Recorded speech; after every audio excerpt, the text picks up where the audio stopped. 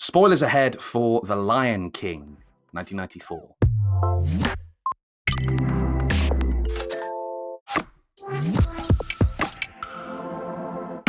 Hey everybody, welcome to another episode of Screenwriters Rewatch, a series where we venture into IMDB's top 200 film list, pull out some classics, and have a look at them, see if they deserve their spot in film history, and more importantly, in the script department vaults buried deep below Pride Rock. Yeah, that's where we keep them. But before we get going, don't forget to like, share, and subscribe. Check out our previous episodes on Spotify. We've got a whole bunch of these up on there now on Spotify, Apple, YouTube, wherever you get your stuff. And pop over to the Script Department website. We have a global network of screenwriters that do all kinds of interesting, fun stuff over there. So go check them out and stay tuned for the end of the episode. We are going to reveal what film, in fact, we'll be doing next time. Very exciting. But today, more excitingly, I'm joined by Fiona.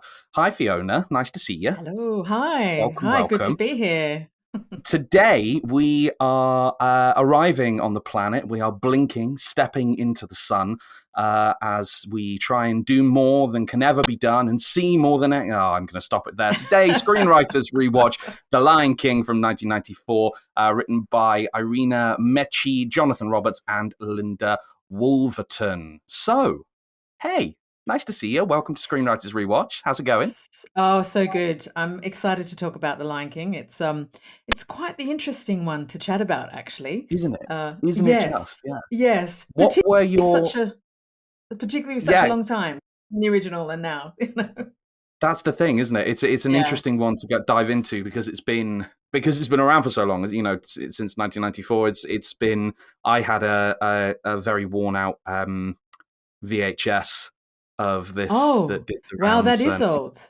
A VHS, not even a DVD. You actually were like VHS level. Oh, well, I was born about a year before this film.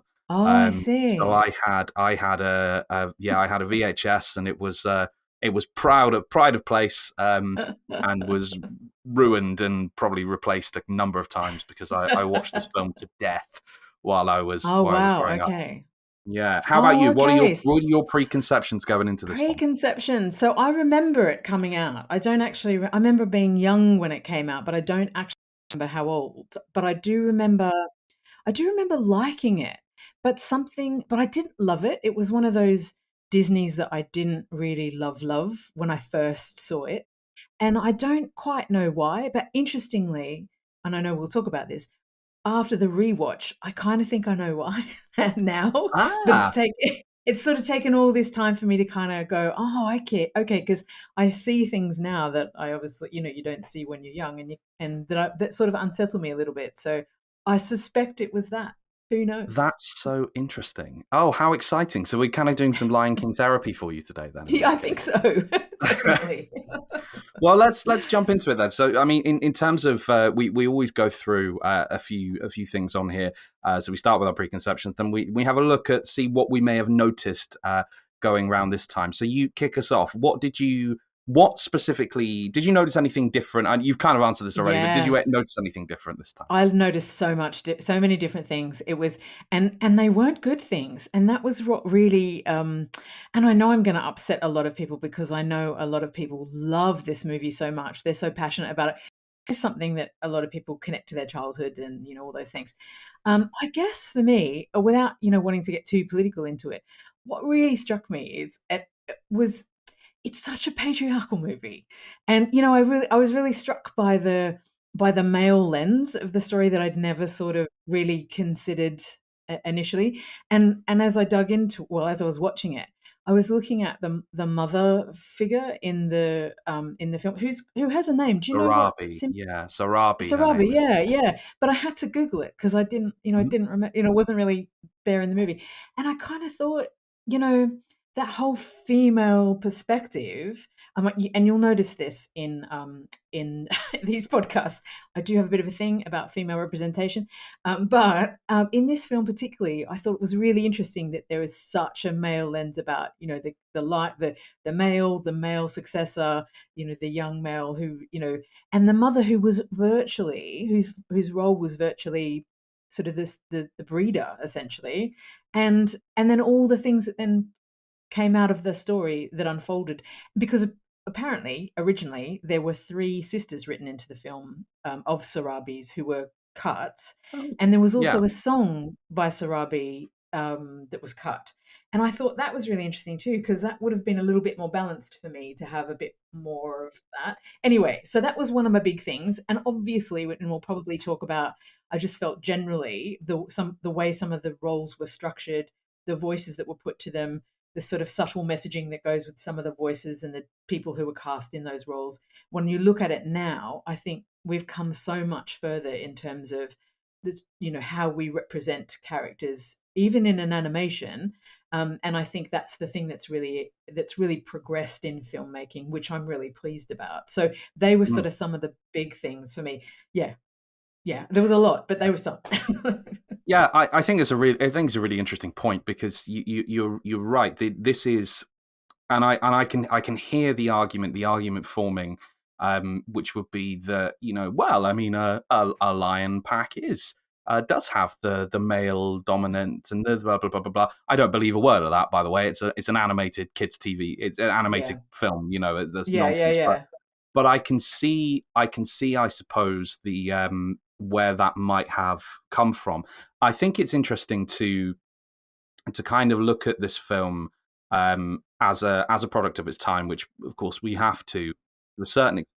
And we can do that in a really interesting way, because they did, of course, remake it not that long ago, which is, I this isn't what we're diving into here, but I think we can certainly touch on that remake to kind of look at those particular elements. I personally really didn't enjoy the remake of this film, Yes, because yes, I found, apart from it being a bizarre, uncanny valley experience with that was quote unquote live action, that just simply was in no way live action, because it just wasn't. absolutely. Yeah, Um, I yeah, found I found plot threads shoehorned in. I found the changes they made yes, quite on the yes, nose. yeah, There's that wonderful bit in this film, the original film, where Simba's running home, and you get the kind of the tiny Simba and the big Simba, and running over the yeah, top of each other. And in the remake, they put a Beyonce song in there for yeah, literally no right. reason that I could understand. Which was because I fair enough, if you want, Beyonce was Nala, I think, in that. She Yeah, voiced Nala in that, and so there's precedent, but there was no storytelling reason whatsoever that I could see yeah, for Nala to be singing a song which was yeah, conceivably nothing to do with the plot at yeah, that moment. So yeah, that was definitely. kind of tarnished the whole thing for me there. But it is interesting that I think one of the things I noticed along those lines is all of the good lions are Mm. white lions, or sort of Yes, yellowish in pigment, yes, and Scar is brownish in pigment, which was a bit of absolutely. a kind of troubling revelation that certainly I hadn't noticed as Yeah, a child, because yeah. why would I? Absolutely, and even things like, Jeremy Irons, who was that as Scar, the voice of Scar, who chose to do the very, the highly educated voice, versus Whoopi Goldberg's sort of more street accent for the hyena. There's those sorts of things which, okay, on one level, yeah, it's a story, but there's an opportunity to address that, and I think that's Absolutely. it, in a rewrite, that's what you do, is take those things of its time and just make those adjustments because it is that unspoken messaging that is kind of important, particularly when it's a film for kids, right? It's so important to get that right. So, yeah. For sure, and I think it's one of those things that can very easily be missed as well when you're watching something like this, especially when you've grown up on it, and you know every line. They are things that popped out to me watching it through a critical eye this time around for this, but I have seen it in recent years. I saw it probably only a couple of years ago, and it all went straight over my head, and because I was just watching it for the love of the film. And so I think it's one of those things that it's a cultural thing, right? And that's kind of the element of this, that it's so embedded in the culture, certainly at the time this was made, um, that I think it just does just kind of it can pass you by a wee bit there. So you're Oh quite my right. gosh, yeah. Yeah, it's the sort Yeah, of it, thing that it you would definitely passes you immediately by. identify in a rewrite for sure. I noticed from a structure point of view, it's I suppose, maybe not from a structure point of view. It's a lot shorter than I remember it being. It's it's an hour and a half. It's an hour and 20 minutes actually.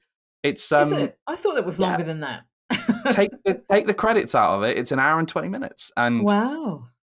which I think is so interesting. And I think when you look at the structure of it, it's actually something I really appreciated about it this time around. Is that they're telling a story that is, and it's something that we tend to touch on a lot when we do these things. You go back over some of the great films of all time. I would well, we'll get into that later. But you look at some of the really, really great films. All of them have a very, very tight structure, very, very tight screenplay, no fat on them whatsoever. And I found that here. I found that this story is told, the way the story is told is done in a very, very tight way, and it doesn't kind of faff about. It has a clear narrative. It has clear goals. The characters have clear kind of goals. They have things they're trying to do, and that really jumped out to me this time in watching this from a critical perspective, just how tight this is as a film. Definitely. And I think also it's got those sort of well-trod archetypes around the coming of age story, and those sorts of I guess structures that allow it to hang on. And so I think it does help it keep its really sort of punchy timeline, and moves really quickly, and the pace is good. I think certainly from a pacing point of view and a storytelling point of view, I think it's really well created, because you do stay really tight, very close to it through the whole piece. There's no sort of moments where your attention wanes. You are really kept on the ball with it, and the action changes and moves really quickly through it. So it's good from that point of view, definitely. Did you ever thought about the Hamlet references? Yeah, I did. I like it very much. Yeah, lots. I like it very much when people stand on stand there in in a bar or something like that and go, well, did you know that actually The Lion King was based on Hamlet?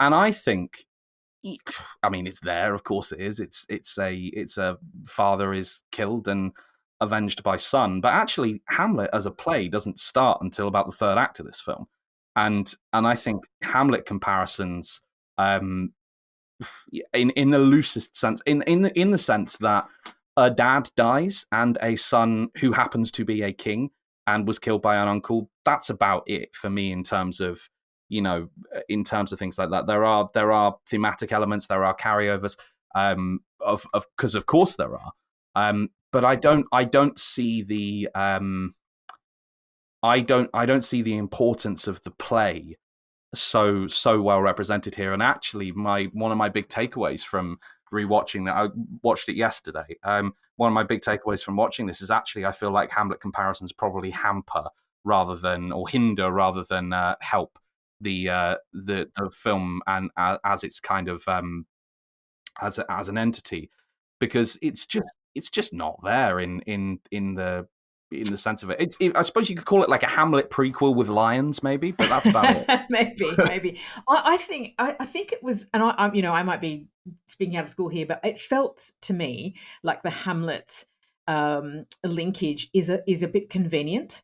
It's a little bit of a nod to great literature. Like that helps when you're selling your film, right? A little bit of a nod to Shakespeare, because also you think about the couple of moments. Yes, the setup. Yes, the uncle that kills the father, and and Hamlet then carries that worry through, and then avenges the death of his father. But actually, also structurally, there is that moment where Simba sees the father in the sky and has that kind of conversation. However, they also do need a moment of structurally, Simba needs a moment of enlightenment. He needs a moment of change. So to sort of tack that in is actually a really convenient moment of enlightenment that helps move the story and change his character arc, really. So, but I don't really feel like it didn't didn't feel massively authentic. I kind of thought it was a bit of a helpful, we'll just sort of, pick a few things from Hamlet that help us kind of Yeah. give us that linkage and also help move the story along. And there's similarities around the sort of the basic story type that sits behind it. So it makes sense that you would kind of pluck bits that suit as you go along. But I also think Scar is much more like Richard III as a character anyway. So there's a few other bits that are sort of around there. But yeah, I don't really believe that a screenwriter was like, right, let's create a Hamlet for kids, No, I don't think so. I think it's a Scar. Jeremy Irons delivers a he's one of these actors. You get your Patrick Stewarts, your Ian McKellens, your these great grand Shakespearean actors, Yes, exactly. and doing all this that go into Star Treks or Lord of the Rings or Lion Kings or Batman's or whatever it is, and deliver just performances that are way better than the product that they're actually in. And I have to say that I agree with you entirely in that there are some troubling undertones here, but my God, is Scar just a joy to watch as he absolutely. He minces around singing his little song with his little hyena friends and all this, that, the other. It's so theatrical, and it's interesting. Yeah, it's an interesting because he is. I think Scar is a great Shakespearean villain in that sense, because absolutely he is. He just has that. He has that quality to him, and I think that Mufasa's an interesting character because he is at once full of hubris, full of kind of self-importance, full of wise, quote unquote, wise words and lessons and things like that, but is also just dispatched so quickly and so easily, and really is not all that great of a king. And also there you want to looking at undertones of things, these hyenas that are shunned from the Pride lands, and he our hero, this great king, his defining kind of moment of victory is keeping them in their place and keeping them pushed down and things like that. Definitely. I think there is an argument that maybe Scar had a point, right? Like because really that society that Mufasa reigns over is not a very equal one. It's a very traditional hierarchical patriarchy, if you want to go down that path. But it kind of is. So there's a point where you go, well, and the hyenas, all right, so they're the sort of fringes of society, but they're also the ones that are sort of push the boundaries a little bit, and we kind of need a bit of that. It's sort of, there's this idea in the movie, this sort of subliminal thing that as long as this power structure remains the same, everything's okay, and the plants will bloom and everything will be fine. But if anything's questioned about that, well then, and particularly people, if you really wanted to go down the path of sort of Scar as an untypical of the sort of heteronormative more, there's a whole path you could go down there about what Scar is as a character and what 100%. He represents, and the potential then threat to the stability of this very conservative ideology of which the Lion King's, Mufasa's world is, then absolutely. So it's kind, and it's sort of funny in a way to kind of get into that conversation, but it's there, right? It's all there. It's not Scar's fault that there was a drought. It's not his fault that there was a drought. It's not his fault that the herds moved on. If global warming hadn't been such a problem in The Lion King, then maybe he would have succeeded as king. Exactly. And also, and what has Mufasa done to build that relationship back? Like, if you ever had a relationship your whole life with a brother who's a bit on the outside, and he's obviously been there a long time. This is obviously a well-worn, difficult relationship. What's Mufasa done to kind of bring his brother in? Is he given him a role that could make him happy and keep him fulfilled? He hasn't. He's left him on the outside. So personally, Zazu starts talking about making him a throw rug. He's talking about murdering the king's brother, and Mufasa's like, ha ha ha, that's a hilarious joke, bird. That's right. It's concerning. But then So if we interrogate that, then you have all this go on, and the kind of the conservative norms are upended by this coup. And it's interesting, Scar, that's something I noticed this time around in Scar's lovely theatrical villain song. One of the lyrics is "Prepare for the coup of a lifetime." He's Yes. well aware. He knows what he's doing. I Definitely. liked that. I really liked that element in there. But so Scar has succeeded in his coup. He's been king now for, I don't know, what, like 10 years, something like that, while Simba's been off on his gap year with Timon and Pumbaa. And then Simba comes back and yada yada yada. So does he? How do you feel that? What do you feel that represents? Because you have Simba there. He isn't his father. We're told, the film tells us quite often that he is his father, and we get that reflection moment and things like that. But he isn't his father, and they do unpack that in weirdly, because I am a child of that era. They actually unpack that idea in Lion King 2: Simba's Pride. So, I'm which going is, to rewatch that. for some reason, it's less well thought of than The Lion King. Goodness knows why. Who knows why? Who knows why? But yeah, he's not his father, and he's coming back. He's changed. He's different. He is not this kind of the dynasty, I suppose, to use David Attenborough's term for lions. It isn't. He is part of this dynasty, but he's different. What message is there in that, do you think? Because I think I have a idea on that, but I'd be interested to hear what you think. Oh, gee, I don't know, actually. Hit me with yours and let me respond to that, because I don't really know what I think about that. I'll be honest with you, I don't think there is one. It was kind of a trick question. I'm really sorry. Oh, okay. And I gave you nothing. Sorry about that. Damn it. Did not fall into that trap, but thank you anyway. No, pleasure. You passed. Well done. I don't think there is one. I think it's something. There's something about this film that, to contrast with the conversation we've just had, I think and actually to complement what we were saying about Hamlet, I think a lot of this film is pretty skin deep. I think there are some troubling allusions and some troubling undercurrents there, but I think that they are more an example of the time in which it was made, and these kind of stereotypes being there in the back of people's minds and whatnot. And so I think that, as much as I would love to see some wonderful revolutionary meeting of left and right in Simba's return from his gap year, maybe it's there. I don't think it is. I think that, and I think it's one of the things that this film is really great at, is that it's not often, most of these films, most of the films we'll cover on Screenwriters Rewatch, we'll look at things like The Godfather. Next week I won't reveal what we're doing next week, actually, because you have to stay tuned to the end. But there are these films that we'll cover that do stand huge kind of analysis and things like that.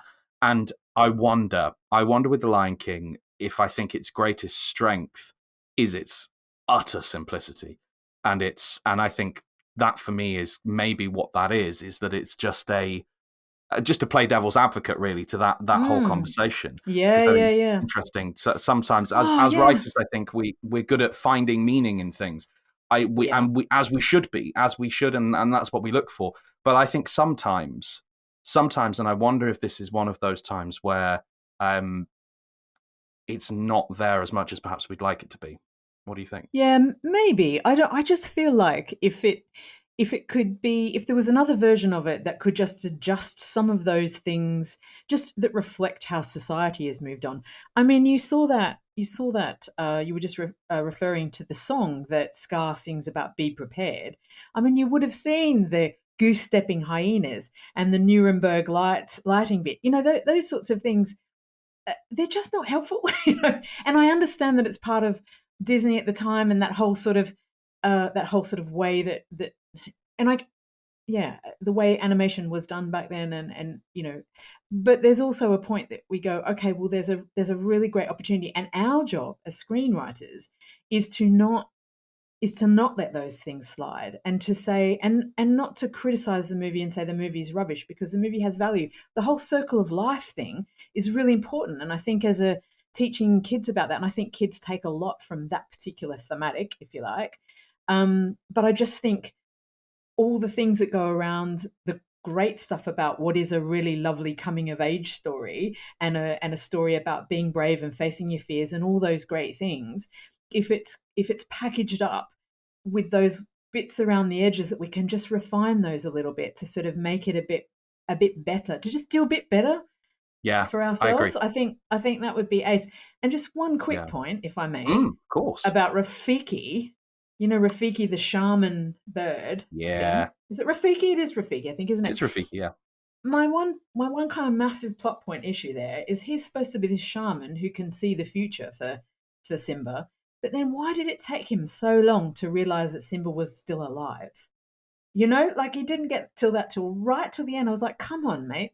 You know, if you were a shaman bird worth your salt, you would have known he was alive a lot longer. So that was my only thing there. You know?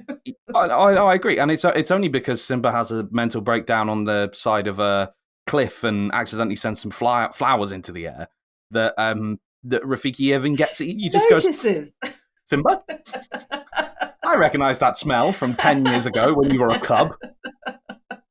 What? You know, exactly. Yeah, no, it's very silly, isn't it? But you know what? Along those lines, though, the one of the fun things, speaking of the kind of coming of age story, which this undoubtedly is, the whole business of Simba taking Nala off to the elephant graveyard and all this, that, and the other. And again, Mufasa. This is an example of Mufasa just not really being that good at his job as father or king, because two of his subjects, let alone his son, disappear off, and they do that. And what does he do? He's like, Simba, you shouldn't have done that, and you put Nala in danger. And he's like, oh, but the hyenas were scared of you, Dad. And he's like, yeah, damn right they were. And they have a little tumble. Yeah, you know, exactly, and you just go, exactly. What? You haven't learned anything. What is this? You were actually waiting for something really terrible to happen, weren't you? And it's like, what is he going to do? What is Mufasa going to do to Simba? How is he going to make him pay, you know, and learn this lesson? And it was, yeah. And I wonder if that was a reflection of parenting styles of that time. Maybe, I don't know. Maybe. I'll have to reflect on my own upbringing to see if there's any of that there. But there's a lot to answer for. Yeah. It's you know what, this film is it's such an interesting one to talk about, because it's situated right in that. I'm pretty sure it takes place in that golden age, quote unquote, golden age of Disney animation. And if you look at it up against its other contemporaries, you look at Mulan, you look at Hercules, Tarzan, you know, all these films that came out. Tarzan, we should do one day. Oh, I love that film. That just for the soundtrack, apart from anything else. Oh yeah, that's good. But you look at them alongside these things, and there is this undoubted style and to the way they're structured and to the way they're produced. And I wonder if this is the best of them because it is legitimately the best of them, or I wonder if it's the best of them because it just happened to do so well at the time. You know, you look at the because I love this film very much. It's very dear to me because of my upbringing, and because I was raised on it.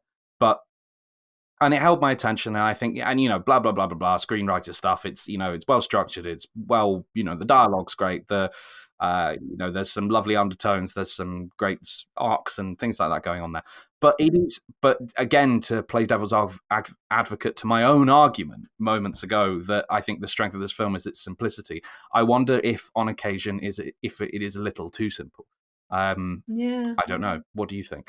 I don't know. Look, I think certainly, I mean, it's pitched at kids, and I think some of the themes that it looks at are quite difficult and quite, you know, the seeing the death of Mufasa is quite it's quite an intense thing for kids to watch. And I don't know if you recall how you felt when you watched that when you were younger, Yeah. but it seems that it was something that did affect kids. So I think it does, in some ways, it takes on things that are quite challenging and that haven't been done before. I can't recall another animation that actually tackles the seeing of the death of a parent in that way. Whereas I think other ones, you might have ones where there is an orphaned child, or an orphaned character, but you don't get to see the gory death of that parent. And I think that's quite something that's quite a sophisticated ask of kids in a way, and storyline in a way. So from that point of view, I think it's got its complexity.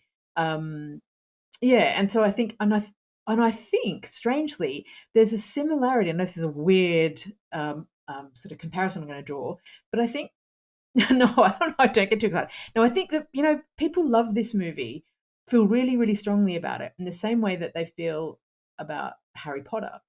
And I Mm-hmm. think one of the things that I see in both of them is the fact that Harry Potter movies aren't scared to be dark, and actually Yeah. the franchise the stories get darker and Yeah. darker, but people tend to really, and young people tend to really embrace that in the same way that they have with The Lion King. So there's something really interesting to me about that Mm. even though as an adult you look at it and go, whoa, okay, that's a bit intense.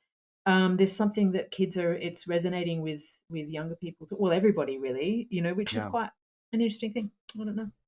I agree. I do recall being affected by that scene, and I remember the tears. I remember the tears Oh, did you rolling down. cry? Oh, Oh, I did yesterday when I watched it as an adult, but oh, I'm also as a sorry. kid.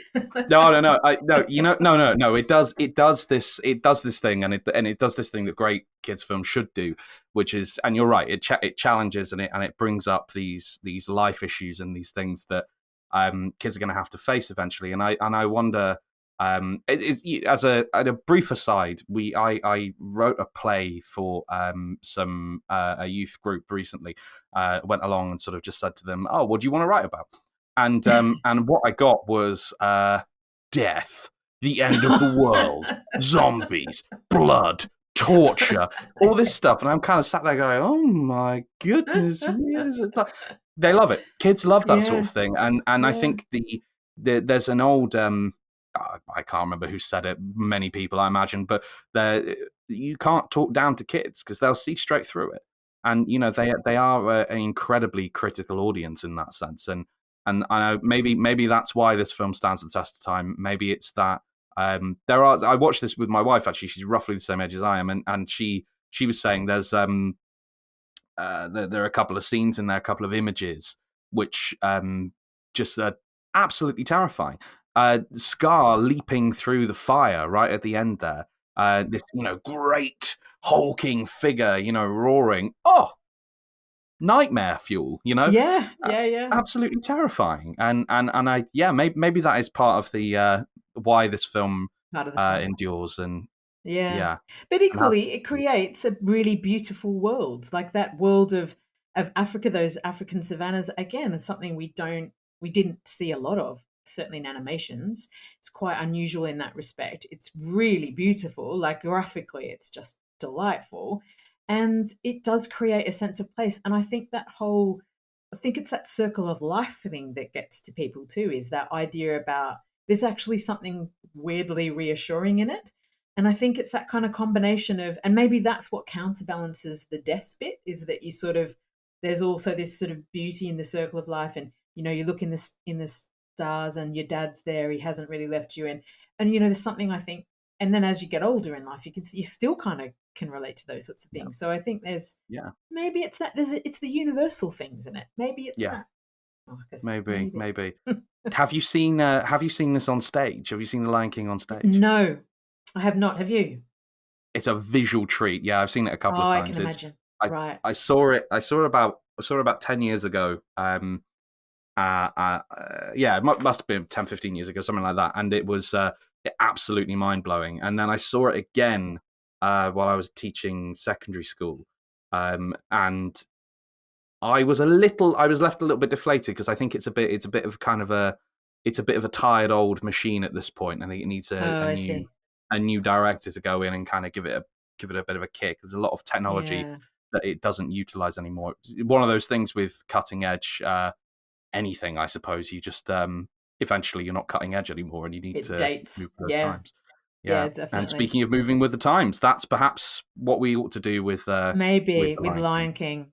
Yeah. Do you Even think, though or they are you already did it. like? But let's be honest though, because obviously it's really important to you from your childhood. Really, honestly, would you leave it as it is?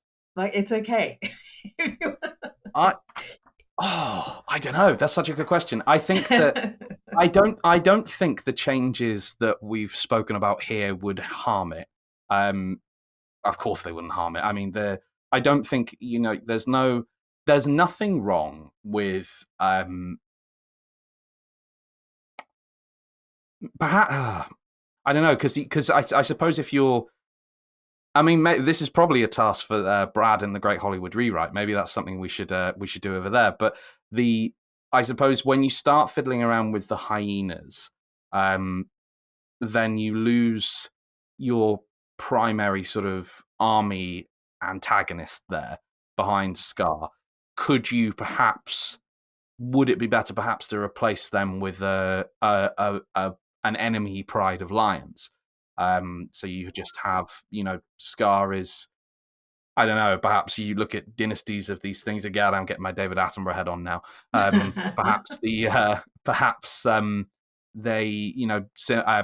Mufasa and Scar come from maybe this is a Romulus and Remus situation. Maybe they've broken this kingdom has been broken in half, and Scar is the sort of faded leader of the other kingdom, and Mufasa is this bright golden boy, and they have to bring these two together. Maybe, but would that change the film too much? I don't know. I don't Yeah. know. Is the honest Yeah, answer. I need to think about it. I think there's an argument to say that it would be, I think, a little bit more dynamic if Mufasa had some complexity to his character, or there was something that kind of made you a little bit more open to the suggestion that maybe Scar is kind of, maybe there's something that, maybe he's not quite the Yeah. perfect. I don't know. Anyway, I don't want to I necessarily go too far down that path, but it's maybe an maybe interesting. we need to do a Godfather 2 Vito Corleone flashback sequence. We see. Maybe, yeah. A little bit of history or something. I don't know. Yeah, maybe so. That'd be interesting. Well, look, the big question though is, and it is really important. I hope and this is the first time you're being asked this question, so please Right. I'm take a ready. moment, Okay. hold yourself. It's important. Does The Lion King (brackets 1994 close brackets) belong in the script department vaults below Pride Rock for all time to be saved? Look, after I've said all that stuff about this is the things that need to be changed and blah blah blah, I think it's the closed brackets that saves it for me. I think it's because you can't go back and you can't change history. You have to accept things for where they are historically, and it means you can take things from it and change how you do things in the future. But it doesn't mean that you destroy everything that was past because it was not as perfect as you might like it to be, for example. So, with that caveat around it, I would say yes, it does. Great. Deserve. And I was grinning then because you effectively quoted Rafiki and the entire point of this film, which is you can't change the past. There you go. Who knew? How perfect! What a perfect! I mean, I What a absolutely would put it perfect. in the vaults. I think it is. Yeah. It has to just for me personally, it has to go in. I think and I agree entirely. I think the stuff it does well outweighs the stuff that it doesn't. And again, looking at it as at its place in history, with that caveat, then yes, I would absolutely agree. I Yeah. personally would also put in Lion King 2: Simba's Pride, but perhaps that's Okay. another That's another conversation for another day. conversation. Absolutely. Definitely. And I also think the point that what probably proves that it deserves its place is if you think about the versions that have come after that, the second one and the latest update that just don't cut it, that haven't been able to capture that same magic. So I think something needs to be recognized about that, that original magic that it was able to capture, which still touches people really deeply, has a power that needs to be, it needs to go Yeah. in the vault for that reason. I totally agree. Fiona, thank you so much for joining me today for a little bit of Lion King therapy. Next week, ladies and gentlemen and folks, we are looking at Psycho, Alfred Hitchcock at his creepy best. We are looking at Psycho next week. But in the meantime, go back, check out some of our other stuff. We've got loads of these things knocking around now. Hopefully we'll see you next week for some more Screenwriters Rewatch. Thanks very much. Take care. Bye-bye.